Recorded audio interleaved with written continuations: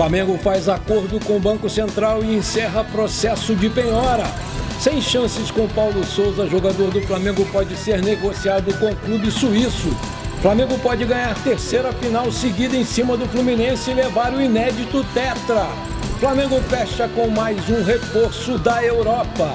Essas e outras você confere aqui agora no seu canal do Mister Mengão.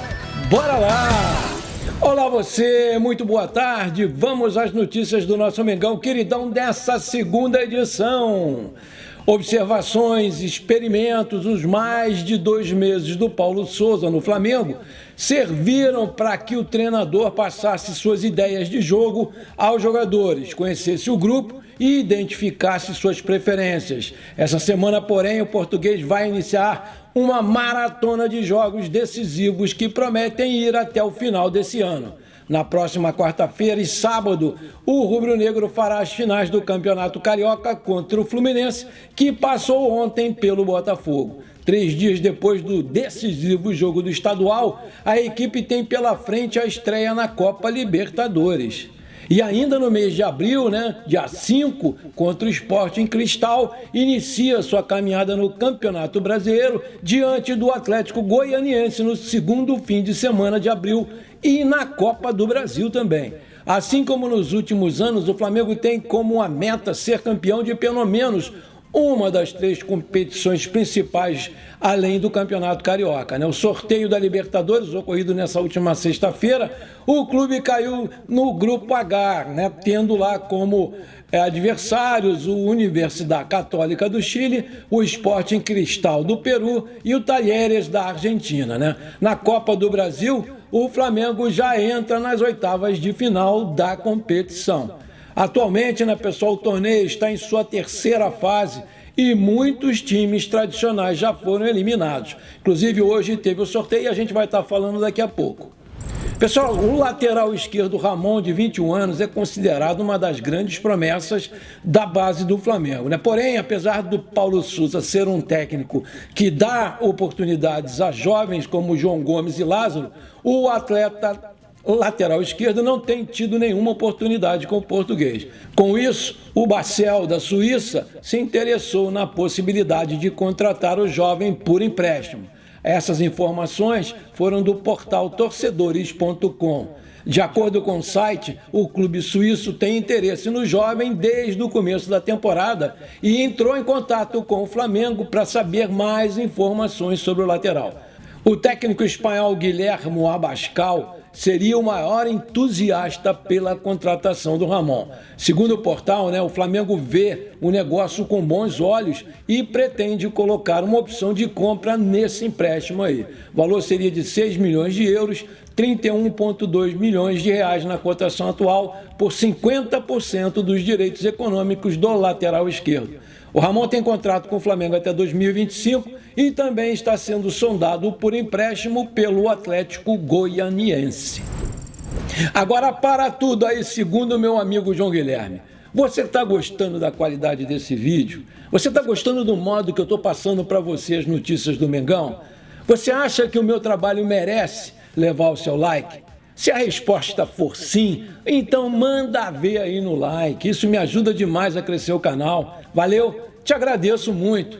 E se você é novo ou nova por aqui, você está esperando o quê para se inscrever? Aqui você vai ficar super bem informado sobre as notícias do nosso Mengão queridão, sem fake news e sem enrolação. Se inscreve aí.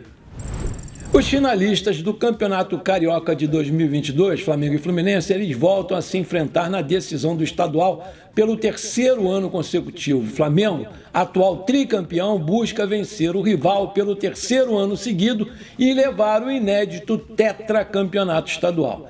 Na história do Fla-Flu, pessoal, essa vai ser a 12ª final entre os dois. Até aqui foram 6 títulos para o Flamengo e 5 para o co-irmão.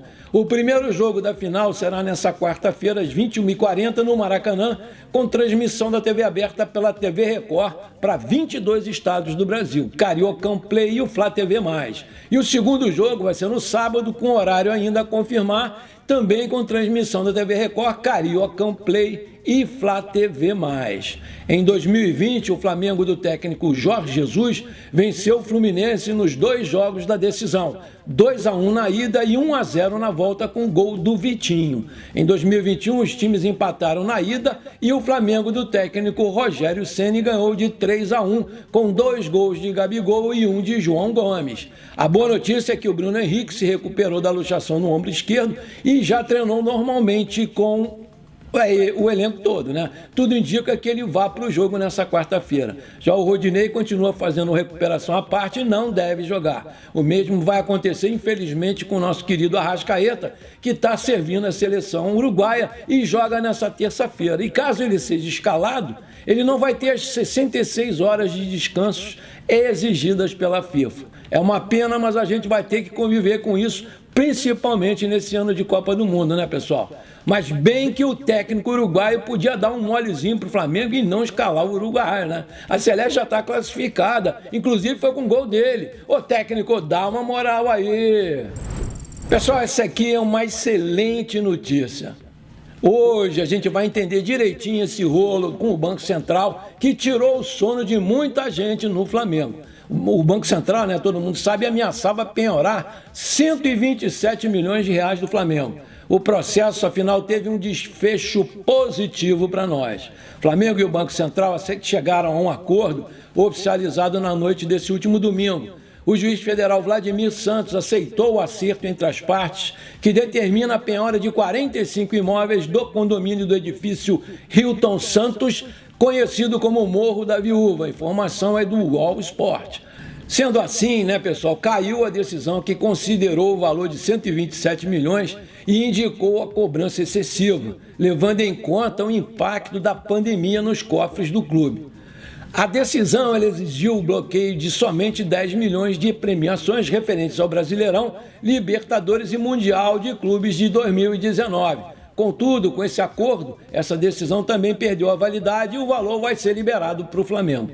O Flamengo era dono do condomínio do Morro da Viúva até a sua venda em 2018. O clube não divulgou os valores, mas estima que o Flamengo ficou com 26 milhões de reais e ainda manteve 30% do empreendimento. Ou seja, graças a esse 30%, o acordo com o Banco Central pôde ser efetivado. Pessoal, sorteio dos jogos pela terceira fase da Copa Intelbras do Brasil foram sorteados nessa tarde de hoje, ainda há pouco.